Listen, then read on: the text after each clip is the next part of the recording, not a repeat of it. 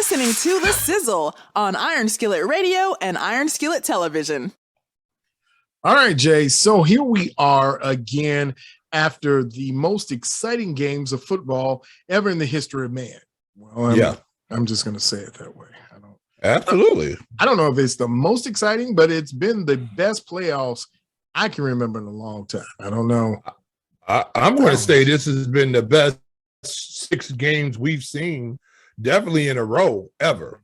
I mean, you got every game came down to not the last possession, basically, but 5 out of 6 of them came down to the last play. Mm-hmm.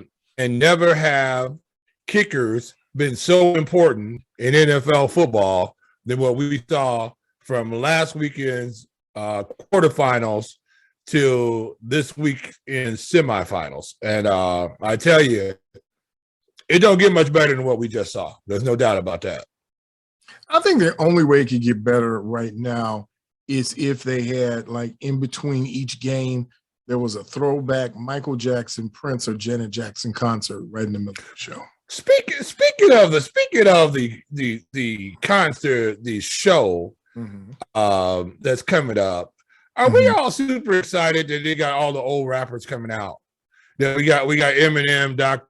Dre, we got who else is coming out? Kendrick Lamar. Who else is coming out? Mary J. Now wait, are we saying now that Kendrick Lamar is old? Well, okay, Kendrick Lamar has been in the game a while now. Okay, right? He's not a guy. For him to be able to be on the stage with the Eminem, with a Dr. Dre, with a Snoop Dogg, you got to carry some weight to be up there. My thing about it is, have we just went a little bit too far? I don't know. I don't know if I want to. Have you ever been to a rap concert before? Have you ever watched one on? Have you ever watched one on video? Have you ever noticed that the stuff that the music that they play at the rap concert really don't sound like the record? On the other side of it, have you really noticed lately they just play the record and the artist sort of lip syncs it? I mean, nilly vanilly. I was watching this thing, I think it was Cardi B or somebody. Literally, they were playing her track. She was just singing over the top of it. Then she'd hold the mic out. And somehow, I didn't know she became a ventriloquist, but her words was coming out of her mouth without her mouth actually moving. You know? Well, you know what? The thing I'm most excited about the halftime show is the over-under. I'm taking the over that Mary J will stumble at least 3 times because I think she's going to be on swerve the whole night. So I'm taking the over on that. You think they're gonna have the pre-show, the pre-party going on? The after party gonna start before?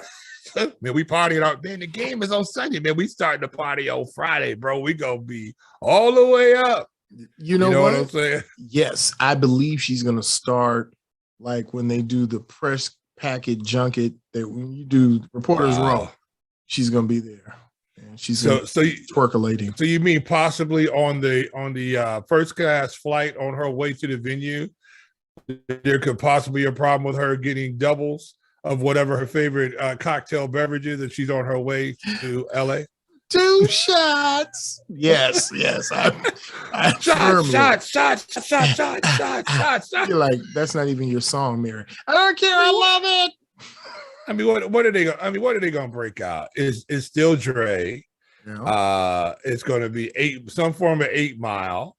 I don't think he's going to bring out any Slim Shady. You got to bring out 8 Mile because, like in ode to Matthew Stafford, you're like, maybe so. You know what? You've been on the 8 Mile, so now I like that. I like where you're going with that one. Yeah, you better lose. You got that, and then what Snoop Dogg will come out? Gin and juice. Laid back with my mind on my money on my mind.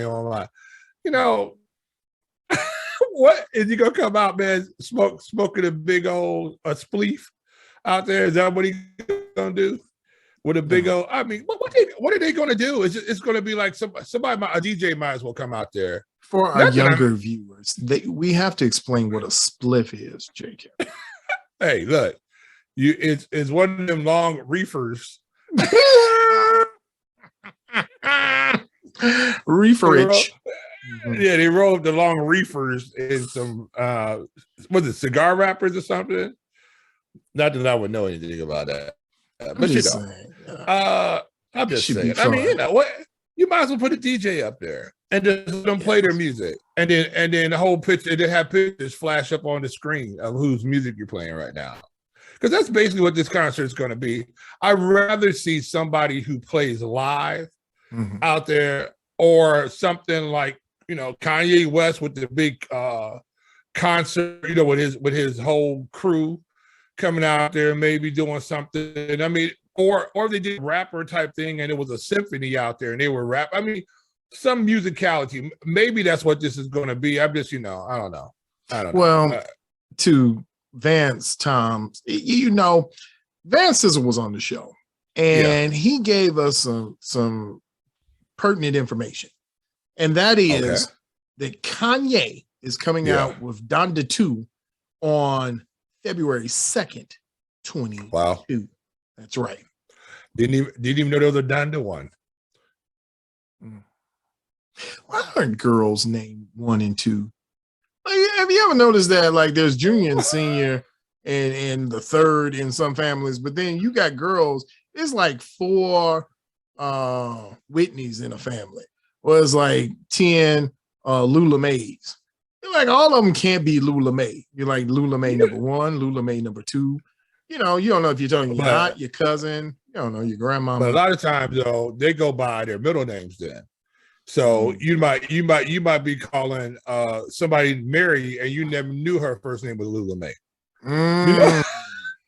I mean, you be talking about, hey, Mary, Jane, whoever else, and then you know, Lula May Jane, that's her name. You know, I never knew her name was Lula May. Because there's 4 Lula Mays in the family, so they all called by their middle names. Yeah, that's so serious stuff. Yeah, the ladies don't get to be juniors and seniors and all that type of stuff. Hey, you ever notice how many ladies are not taking, when they get married now, they don't take their husband's last names? You ever notice that? I'm beginning to wonder if it's going to be a shift now where guys are going to start taking that would be deep. That would be deep. You know, I don't know. I don't know if I go for that. You know, it depends on the last name. Unless you're a stay-at-home husband, that type of thing, you know. Yeah, I'm like, if her name is Rockefeller.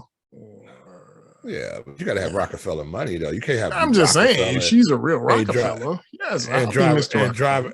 Oh, of course you would. And you know, we can't be out there. You last Rockefeller, you driving a hoopty.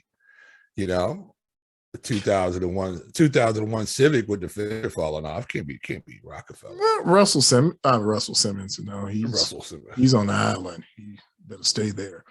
Dude, and there's a reason why he's on that island, right? I'm not coming back. Nope. Don't want to be cellmates with Kales.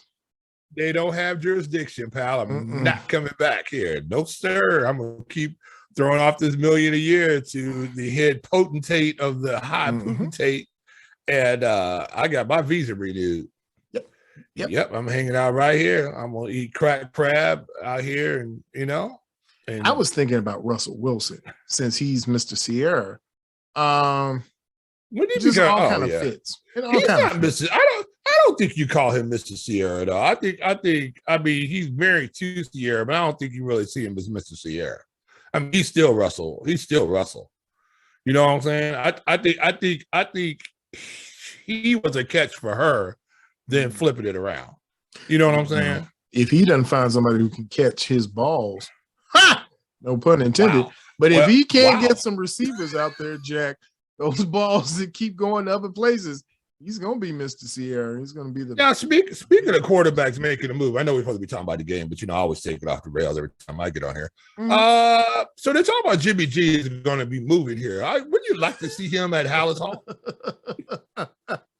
No. Would you like to see Jimmy G at Hallis Hall? Jay, how many passes went over 30 yards that Jimmy Garoppolo threw? And to say, just like Cousin Butchie, I'm gonna call him. What you just call him? We were watching the game. He called him not Jimmy Taco Bell. He called him Why did he call him Jimmy Taco Bell? Because he couldn't say Garoppolo, so he said, I'm gonna call him. Oh, I know what he called, not Flounder. He called him Flounder. That's still one of the greatest movies of all time, Animal House.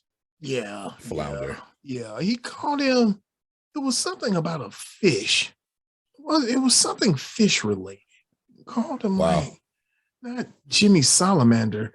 He called him whatever it was. Close enough. It was close enough to know that he threw like Jimmy Salamander. It was terrible. It was terrible, Jay. I mean, if they had any distance, any play, because I really thought Deebo Samuels was going to get killed. I really did. Well, I mean, a tough guy, tough wide receiver gets out there. He got clacked. I had to actually make a phone call on that one. I was like, they've been waiting to hit number 19 like that. They put him a full, that was textbook. I'm gonna hit you coming across the middle because Jimmy G stretches all his players out. He don't throw nobody down low so they can get down and get underneath his. Jimmy G stretches them straight out. However, though, would he be an upgrade from our present quarterback we got going on right now? Okay, I'm glad that you're talking about this because you remember last season when Joe Burrow was the worst quarterback in the world. You remember when we never thought he was the worst quarterback in the world. We looked at Joe Burrow. We knew Joe Burrow had high potential, but he was not performing that way. You look at Justin Fields right now, and do we look at him and say he has high potential? I don't know. We saw when he know he does. Yes, he does. Definitely. I don't know. He's got high potential. Like he better read a blitz. I don't know if we can do that yet. Stafford did in Detroit. Like you, no way. Absolutely, you're going to hope. You're going to hope that Justin Fields is any form of a quarterback like Matthew Stafford. If that would be our best case scenario. That would be our best case. I don't see that. I don't see him going. I don't see him being Matthew Stafford-ish. I don't see that. Matthew Stafford was putting up numbers up in Detroit with bad defenses, with horrific offense. Even when he had Megatron. If I remember that right there, he did have Megatron. Yeah. But he was putting up numbers. Matthew Stafford could get the ball. Let's ask a question. I mean, he was the quarterback of a team that went 0-16. Fine, but that's not his fault.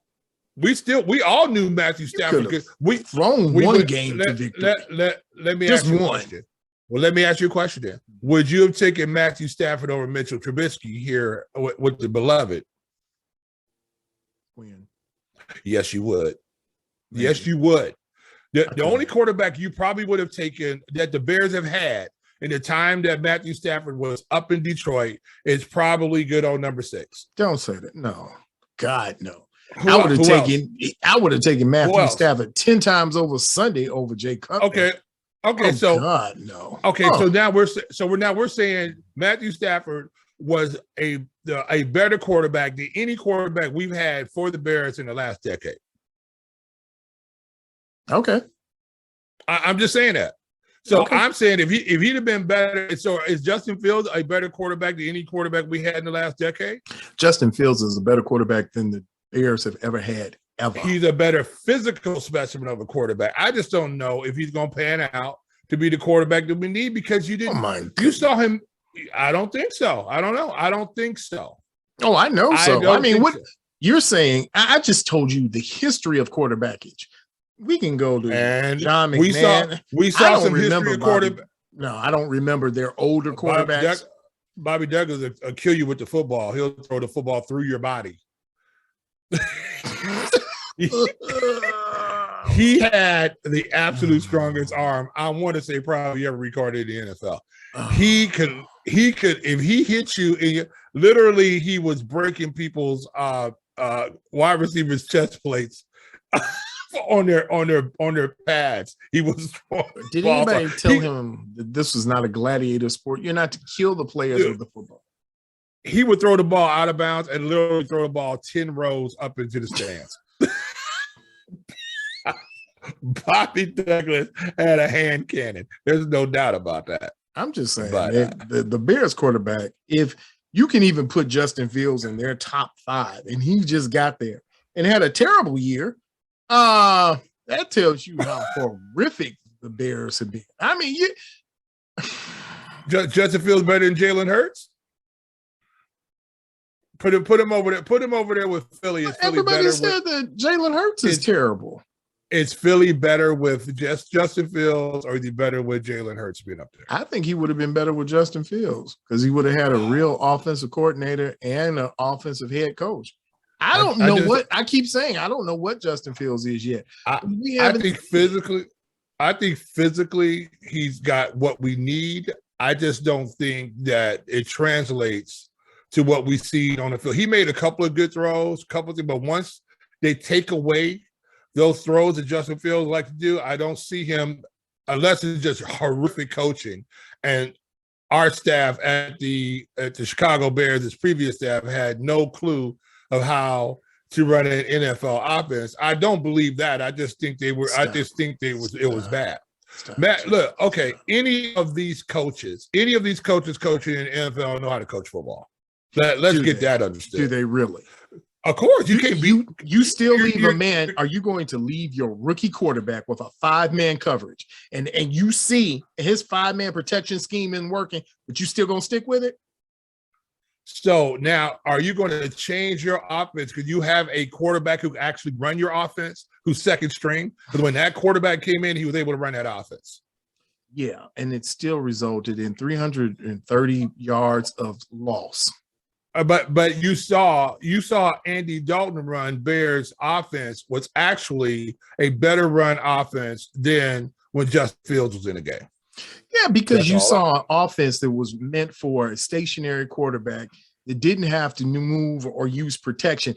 Now, 2 quarterbacks, Justin Fields and Mitchell Trubisky. So they both suck. They're the worst quarterbacks of history of all time. And let's see. Mitchell Trubisky came back in a preseason game and lit the Bears up. I mean, by himself, he lit the Bears up. So let's ask a question. I think Mitchell Trubisky, I think you said the same thing. I think too much onus was put on Mitchell Trubisky from being a bad quarterback. He basically got ran out of the Chicago Bears. Now, we look at Mitchell Trubisky. Do we think Mitchell Trubisky is going to end up being a starter in the NFL next year? He could be. I mean, if things run right for Mitchell Trubisky, you've got 5 teams that need a quarterback. I'm saying, is Mitchell Trubisky less of a quarterback than anything they've got in New Orleans? At this point, all of their quarterbacks suck. Would you take Taysom Hill? Would you take Taysom Hill instead of Justin Fields? Not after what I saw this year with Taysom Hill. No. I mean, he's a good gadget player, but I'm not putting him out there for a full game. I had him on my fantasy team. He was horrific. That's why I think Sean Payton retired. He probably was like, I'm not doing this no more. I can't do it. He was a high-end running back that just all they should have done was just run the Wildcat. Absolutely. But he was that gadget guy, like you said. You have a real quarterback there, and all of a sudden, you got a defense out there that's playing nickel, and all of a sudden, Taysom Hill comes in the game, and now he can run the football and do some things. Well, because he's only running up against a 7-man box. You know what I'm saying? Right. You put him in the run game and he's running up against an 8-man box or something like that, or when he's really running against a 6-man box, but they still had to throw some stuff in coverage because they had Michael Thomas out there, wide receiver, a few other people that you had to double. You had to move the ball over to the other side. You had a Jimmy Graham out there who could stretch the field. Good Jimmy Graham. I just want another check, Jimmy Graham, which I don't blame him on that. Get all your checks, and I'm hating because none of them checks came to me. The funny part is wherever Jimmy Graham goes next year, if he goes to a competitor, if he goes to someone who's really competing for a championship, I think you could see a whole new Jimmy Graham, because Jimmy Graham is about as athletic as George Kittle. He's not to the Travis Kelce level, where he'll boogie on. But if you put him out there on just a one-on-one against any quarter in the league, he win that. Because all you have to do is loft the ball up to him. the thing about Travis Kelce, though, people don't realize, I believe he was a quarterback Something like that. that got moved over to tight end. So he had Boogie already in him because he was quick in what your average tight end is going to be at being an athletic big quarterback like he is. So I think that's where his athletic ability shines, is that he's able to get out on these linebackers, and he's got the boogie in him, and he can make moves, unlike he was a guy who just came in playing tight end all the way through high school. We don't learn them boogie moves like that, because you really don't, playing tight end, you really don't have to shake anybody. I mean, it's just NFL. It's just this NFL probably in the last day that tight ends were really out there shaking and baking people. I mean, unless you saw the great the Keller Winslows, tight ends like that. But they were so just few and far between. Right. And they were just bigger. They were quicker than these linebackers. And they were able just to push the ball downfield. They remind you a lot of a slimmer version of Gronkowski. That they were just so much bigger than the linebackers that they were playing against. And they had decent speed that most of these linebackers did not do well in the back pedal and chasing these guys down the field. That's why you start seeing these nickel and dime packages really become prevalent in the league in the last 10 or 15 years, because all of a sudden you got these big guys, 6'5", who could run, and so they had to start bringing in these hybrid defensive backs slash linebackers who could run with these guys, So it's as the NFL mutates, you start seeing these different type of players like a Samuels from the 49ers who come and play the tailback position, where normally in the 80s brand of football, 90s brand of football, he wouldn't have the last two quarters because he'd been beat to death back there, because you just had these big brutes who would just beat him down. But now you have to have these hybrids that got to run. So it's a different NFL. But anyway, would say this. Don't be surprised if you see a Jimmy Graham get re-signed by the Bears again, and you can use him in the slot. But I will say this also. Don't be surprised if you see Jimmy Garoppolo playing for the Saints, somebody who needs a quarterback, anybody. I don't think that you're going to keep, especially after this. I know he was injured and you're like, okay, he wasn't great, but you do have Trey Lance sitting there. They did use a top 10 pick for a quarterback that I believe will be their next quarterback who can really push it down the field. He's a lot like Justin Fields. And if you got him sitting there already, why would I pay Jimmy G Tilapia? That's what Butchie called him, Jimmy Tilapia. That's hilarious. So why would I pay Fish Boy? Shout out to Uncle Butchie. Yeah, shout out to, because I'm like, I don't know why I pay the Fish guy either. Why am I going to pay you big money and I got a kid sitting right behind you who might have done better against the Rams tonight? But here's the thing about Trey Lance, though. He was on the practice squad. He wasn't even activated this year. He basically had a redshirt year. So my question is, why wasn't he on the active roster? Did they carry three quarterbacks? And if they carry three quarterbacks, that means he was the fourth quarterback. So my question is that why wasn't he in the position then? If he's going to be the heir apparent, then why wasn't he in the position to be the backup to Jimmy G? You know what I'm saying? He was out there for a while, and then he got injured, and then somehow he just disappeared, from the mix. And Jimmy G forgot he was on you forgot he was even on the 49ers until they actually mentioned it again. Right. I was like, I forgot about him. So I'm always curious, especially in an NFL win right now league, and they're going to put out the best 53 they can put out, that we see guys getting stashed away on the practice squad basically because they used a high draft pick to get him. So they don't want to put him in a position where he's going to be out there and to be claimed or something like that. But then the other side of it too, that if he was activated off IR, if he wasn't on the PUP list, then his ability doesn't get him on a 53-man roster. He's not easily a third-string quarterback. unless he's injured. The same thing happened with Justin Fields. You saw that at the end of the season where they started playing this rotation, and he just came up with these phantom injuries and he was out.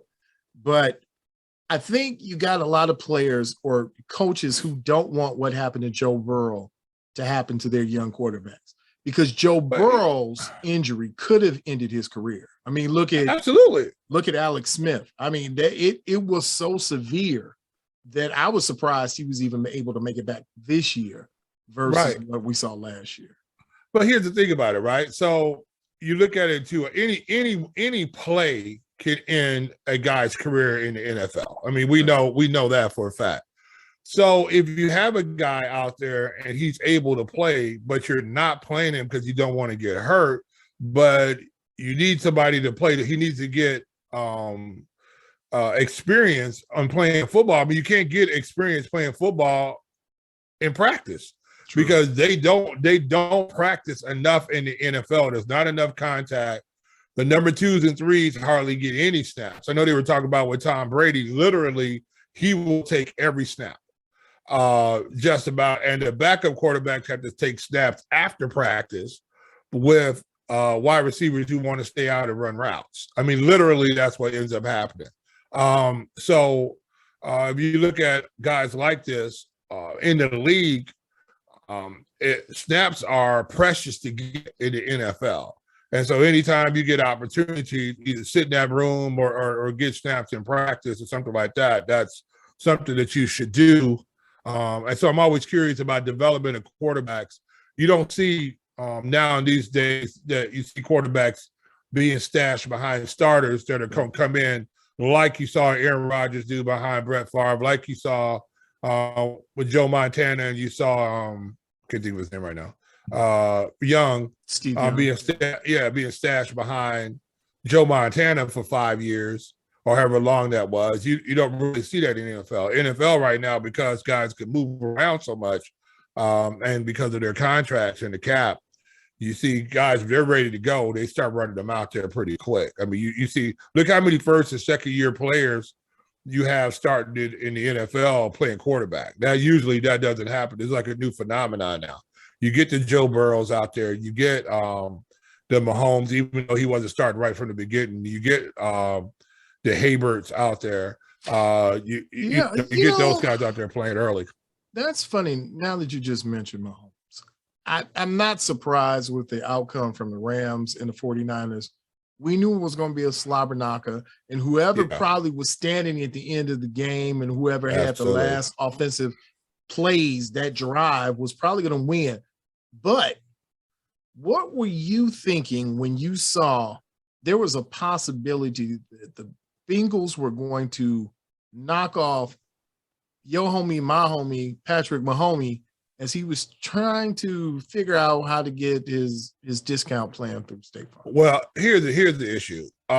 When the Bengals were down by 18, somehow or another, I took a snooze on the couch, all right? When I woke up, I had a ginger snap in my hand. And I looked up, and I want to say they were either down by 3 or down by 7 at that point. And momentum had changed. At the first half, the Bengals couldn't do anything right.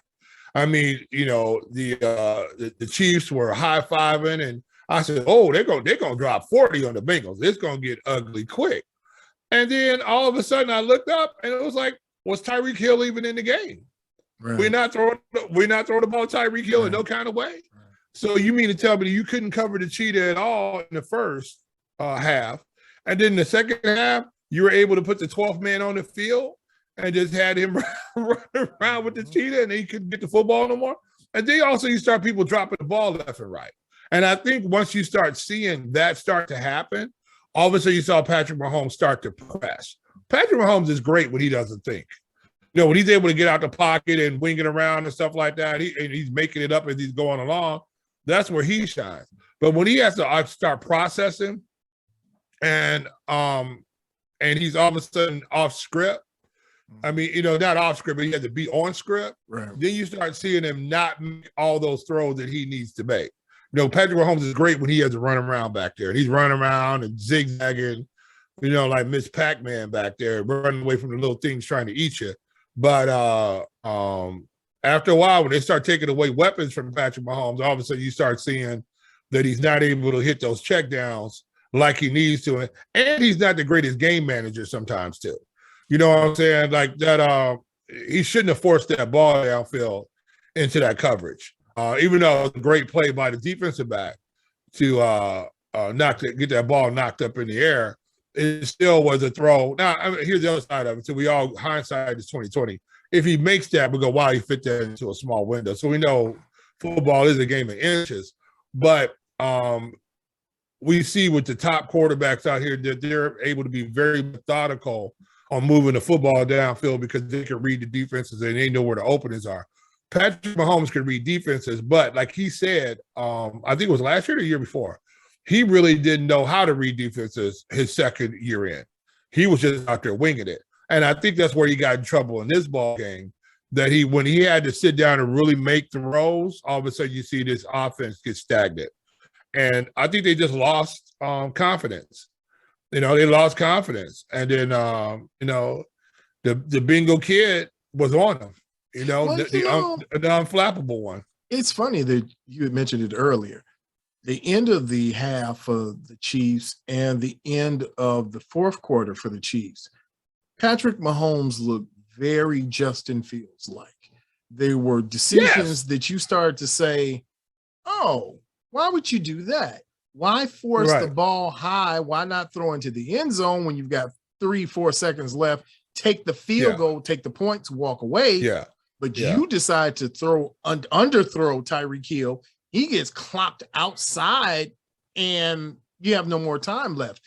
Fourth, you take a sack. Now, your kicker made the kick, but you took a sack. You lost, what was it, 17 yards? 15, 17? He lost however many yards you lost. You start to say you're good, but you're over. They get cute. Patrick Mahomes, and that's that Justin Fields thing. It's that, I can make this play. I can do something you can't do. Yeah, well, and it was Justin Fields like. You're trying to make a play, then all of a sudden, not even a spy who wasn't even rushing comes in, strips the ball. It could have been disastrous then. At that point. Could have been it could have been over. But Justin Fields was able to at least get the field goal to put him back into position. But I'm beginning to wonder about Justin, just as you're wondering about Justin Fields. With Patrick Mahomes, to your point, whenever he goes off script or whenever he starts to improvise and he has to keep doing it, he can do it once or twice in a drive. You give him that. But when he's got to keep doing that or he feels he keeps doing it, he becomes real Justin Fields-like. Absolutely. And this is my question on Patrick Mahomes. We know he was a phenomenon when he came into the league because I think he was one of those guys we just hadn't really seen before, and he was pulling off the magic. But we know in the NFL, those defensive coordinators do not go home 4 days out the week. They sit there and they hit the button going back and forth. And after a while, they're going to take away what you want to do.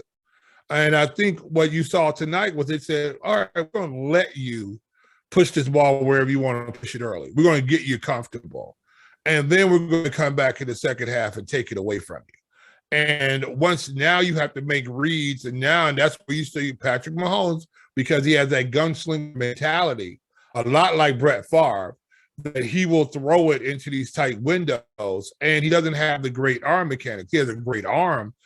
He does not have great arm mechanics. And sometimes because of those great arm mechanics, he can't be super precise with the placement of the football when he needs it. He can make the spectacular throw downfield. You got Tyreek Hill sprinting downfield, or you got his tight end doing the shake and bake, and he's wide open in an area, and he can put the ball in the area. But when he has to put the ball where it has to be on time, I think we had this same conversation before. He struggles doing that. And I think he got forced into having to make completions, having to third downs, have to convert on third downs, and he don't really shine in that department. He's a home run hitter, but we also know a lot of home runs hitters strike out a lot. And I think that's what you're starting to see. So now, does this loss take him out of the pantheon of quarterbacks now? Because last year, and definitely the year before, he was on the Mount Rushmore.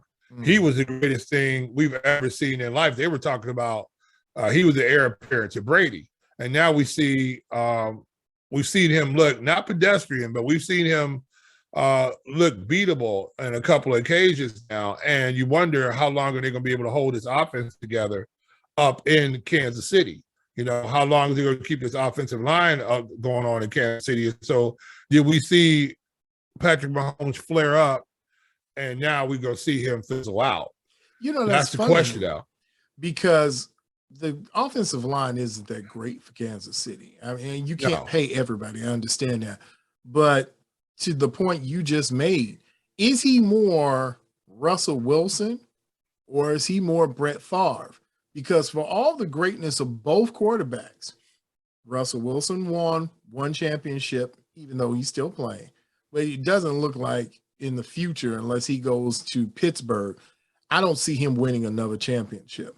Same thing with Brett Favre. Brett Favre only won one championship and went to 2 Super Bowls. That's it in his whole career. And the same thing now is happening with Aaron Rodgers. Is that same, how great are you when you've got people, when we talk about Aaron Rodgers, people forget that Peyton Manning's little brother, Eli, has more Super Bowls than Aaron Rodgers, Brett Favre, Russell Wilson. I mean, there's a list of men who won that one Super Bowl. Right. Eli had 2, and he's not even considered one of the greats of any time. He wasn't even the great at Ole Miss. I mean, he was Eli Manning. So I'm wondering now, is it getting to that point with Patrick Mahomes where we're just saying he's good, but he's not great? Well, I had a thought on this, and what happens when Tyreek Hill's not there anymore? What happens when you don't have a world-class sprinter? Tyreek Hill, for you all who don't know it, right, is a world-class sprinter. He held, I want to say, either the second fastest time all time for the 200 meters from a high schooler in the United States, which would have put him, everybody knows that when Usain Bolt broke the world record when he was running away from people, Tyreek Hill would have placed 4th in that race in high school. This is how fast Tyreek Hill is. He is uncatchable. He hits explosive fast. You can't guard him unless you put 2 people on top of him, bracket him like they did the second half, and just dare you to throw the football to him. The question is, well, you saw the greatness of Patrick Mahomes because you saw the speedster flying down the field and nobody knew how to cover him because he was one of those guys who just showed up in the NFL. He was not a guy who was top 1 or 2 pick or anything like that. They actually had to go find Tyreek Hill. I want to say, was he a 5th rounder or something like that? Something down there like that. So the thing is that once you take away this big weapon, I mean, the big weapon's not there. And all you have is Nicole Hardman to throw to. All right. You don't have shake and bake Kelsey out there, right? What happens when those 2 things are gone? Now, is he going to be Tom Brady-ish, where he can make an offense work with pretty much without having anybody there? Because if you looked at this last go around here when Skip Bayless was crying, you really saw an offense that Tom Brady had. He had Mike Evans out, but after that, Scotty Miller. But Scotty Miller doesn't scare you. He has speed, but he's not a guy you go, okay, let's guard Scotty Miller. So once Tyreek Hill is gone, can Patrick Mahomes still be Patrick Mahomes? That's my question right now. Is he a product of that environment? Is he a product of these unknowns? And then has the NFL figured out Patrick Mahomes now? Even though this is his 3rd straight, venture into almost getting to the Super Bowl, but have we seen the best of Patrick Mahomes? What is that it? And they said the same thing about Brady a few times. They said the same thing about Aaron Rodgers. And then, that's the other thing about Aaron Rodgers too, since I'm flipping around the board right now, is Aaron Rodgers a product of the division that he played in? That he just had the best team in the NFC North. And when you're going up against Detroit twice, you're going up against the Bears twice, even though Bears had no offense. When you're going up against the Vikings twice a year, you're going 5 for 6 against those teams. You're winning the NFC North. You're getting the number 1 slot. But we always thought all that greatness was one championship. When he got outside of that, they got whacked. And so you wonder now, if Aaron Rodgers goes somewhere else, is this a situation?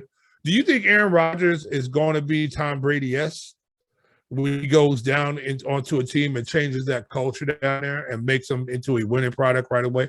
Could he go to the Denver Broncos and do what Tom Brady did? Because Tom Brady went down to a team who had weapons, but they were an absolute mess. I think Denver's an absolute mess. They don't have a run game. You don't have a number 1 receiver. You don't even have comparable or capable tight ends in Denver. Their defense is in shambles. So when Vic Fangio left, he left the cupboard bare.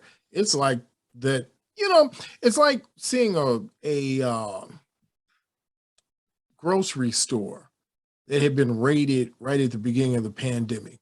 There's nothing on the shelves, like where the bread used to be. Paper. Yeah, there's no toilet paper, no bread. Oh, toilet paper people at when you can't pull your car down to your garage because you hoarded all the toilet paper, dummy. My bad. I'm sorry. I had to throw that one in there. I never understood that. So it's the same thing to me. So we're putting all these quarterbacks in one big bubble in a bag and shaking it, and it's funny what's falling out. But we got a lot to talk about over the next few weeks because we've got a Super Bowl to break down, and we're going to dissect and break it down and poke it. And we're going to talk about Justin Fields again. We're going to dissect him, and we're going to hit him with a bag of funk, and then we're going to see what comes out. That's what we're going to do. Funk? We're going to get him with the funk. We're going to hit him. We're like Justin. He's going to be like, yeah, there's the funk, sir. There it is, right in your face. That's what we're going to do. We want the funk. Give us the funk. We want to turn his mother out. I'm just telling you right now. Why would you want to turn your mother out? I don't know. That's just wrong. Yeah. You ever really listen to some of the lyrics of some of these songs that you just be bopping in your head too? If you only knew what they were really saying. It might be, and don't get me start nothing that I don't know for sure. But you might get Justin Fields and Jimmy Tilapia together on the same team. It might be one of those things. You don't know what's going to happen in the feud. It's just going to be. Question is, you've got the new coordinator coming down from that team up north that will not be mentioned. He's coming down here now to revamp this offense, right? I'm going to be very, very, very interested to see coming out the gate, is Justin Fields going to be the number 1 quarterback? Because are they going to? I'm interested about this evaluation process right here. Because now here's the thing about it: are the Bears going to be a contender next year? No. This is a rebuild. So if you're going to rebuild now, are you going to put assets out there? Are you going to spend money on assets that are not going to be part of your long-term goals? It is the whole thing though with Cincinnati. Like last year, they got into a position to get Jamar Chase. We were having the same conversation about Cincinnati. Now they're going to a Super Bowl. It's the same thing you could say about the Bears, but oh no, the Bears won enough games that they really aren't in a good drafting position. They gave away draft capital. Oh, and by the way, you don't even own your first round draft pick. Yeah, but nobody knew the Bengals were going to make it to the Super Bowl. No. You know what I'm saying? This is one of the longest shots to make it to the Super Bowl in modern NFL history. And they were 18 points down. They tied a comeback. They were 18 points down. If it wasn't for the Patrick Mahomes and them just deciding that they were going to Disney World and they all at halftime, they went in there and started booking flights and calling it booth thing. and start getting stuff set up and try to see if Mickey has a room at the castle, wherever they're going, or they're going out, or they're trying to contact Eminem to see where the party at. They came out flat. I mean, absolutely flat. But once you done dated the prettiest girl out there a couple of times, after a while, a friend of mine said this. He said, for every pretty woman out there, there's a man that can't stand her. You know what I'm saying? So here, were you not respecting the Super Bowl because you have been going back? Or you think, hey, we're going to go back. We're going to go back again. And then you had teams out there who, Cincinnati has not been there. Hungry. That's what you saw with the Rams. They're in Dallas. You see him just screaming on the sidelines at his team. Like, we got to go. I mean, we got, and he made the deciding play, 2 of them at the end. And I don't know. I just wonder if once they had this team down 18, that it was just like, this is over. This is done. We're good to go. We're just going to play the string out right now. And if that's the case, and they let this comeback come back, and they didn't put their foot on the throat like you needed to. You saw the same thing with Tampa Bay, right? Tampa Bay was done, cooked, and over with. And all of a sudden you looked up and here came Tom Brady. If it wasn't for they were playing this whack defense out there that didn't make any sense, and let that guy sneak down the middle of the field. Had they not did that, it might have been Tom Brady might have been playing this weekend. Because you don't let him up off the deck. Because he showed he's a killer. He's going to kill you. Is Patrick Mahomes a killer like that? Well, I don't know. The one thing I do know is I'm dressed in my hoodie because I'm going to coaching school. And if I've seen correctly from the Bears, anybody can get hired on their coaching staff. So right now, you'll probably see the next Sizzle shows, and we're going to be out of Hallis Hall because we're going to be coaches somewhere in there. We're going to be doing some things where I have on my hoodie so you can know. So people can leave their comments. You can leave all of your opinions down below. In the below section, you can say, hey, you know what, G Sizzle, you all are wrong. Patrick Mahomes is the greatest quarterback of all times. Justin Fields is the next coming of soccer cleat Jesus. You can say anything you want to right there. And you can put it right there in the comments. Please like, share, and subscribe this video. And all you have to do is just watch it and enjoy yourself because it's fun. It's an amazing time. And here's the last comment I'll make on this. Sir, if you were at Hallis Hall, you cannot, when the reporters start asking you questions, you cannot be like, hey, if you ask me that one more again, I'm going to slap you up. I don't think you could do a press conference like that. One more time. Say that one more time, dude. You know what I'm saying? I can't tell them like Penny Hardaway. I'm a man. All right. Hey, man, don't ask me that question again. You're not going to play me like that again. You had to do the Russell Westbrook. You got to do the Russell Westbrook. Man, you tripping. Yeah. I'm just all right. All right. Well, maybe I can't. So I'll rethink this and we'll rethink this whole thing. One quick question. Are you super excited about the Super Bowl? Yeah. Super geek. I am super. I mean, it's Joe Burrow against Matthew Stafford. Yeah. But what's really weird, this has been such a good NFL playoff that I actually am sort of geeked about this game. Like, whoa, let's go Bengals. This game is going to be great. And you know what? It's even going to be better is the Sizzle's going to be out there. You're going to be able to do the game with us. I'm telling you, man, we got big plans coming. We got 2 weeks to get this together, and we're going to get it popping. We're going to get it jumping. We're going to be out somewhere. We'll be live from a venue. We got the Sizzle's been in COVID protocol here for the last couple of months, though, but we're about to mask it up and get back out there amongst the people because we miss being out, especially at our venues that we were going to on a regular basis. So we got to get back out there. That's right. We're going to be there. We're going to diddy bop just for you. So you understand that we are serious about this. We love you. We love the sport. And the thing that we're going to do is we're going to do the thing when we do the thing. You did say diddy bop, right? Well, Even if I didn't, you know what this is. You know who this is. This is the Sizzle. He's Jay Sizzle. I'm G Sizzle. And listen, the next time you hear from us, we're going to talk about Bulls. We're going to talk about the Bears some more. We're going to talk about the NFL playoffs and the Super Bowl. And then we're going to talk about the over-under of how many times you were going to hear weed references from Snoop and Dr. Dre. Oh my God! If they break out gin and juice at this, hey, and shout out, man! The Olympics get ready to start on February 3rd. I always love the cross country skiing. I like that. I like that, and I like the speed skate. Speed skate is great. I like that. All right, you know what it is. You know who it is. It's the Sizzle, and we will see you, my friend, on the other side. Remember, you can always catch the Sizzle's Hot 5 and 5 right here on Iron Skillet Radio and Iron Skillet Television. Make sure that you subscribed and share this information with someone. Hit the button, the like button, to make sure that you are leaving those like comments. And hey, down below, tell us what you're thinking. Tell us some things you want us to look at, and make sure that you're looking for a brand new episode of The Sizzle, the hottest talk in the 219.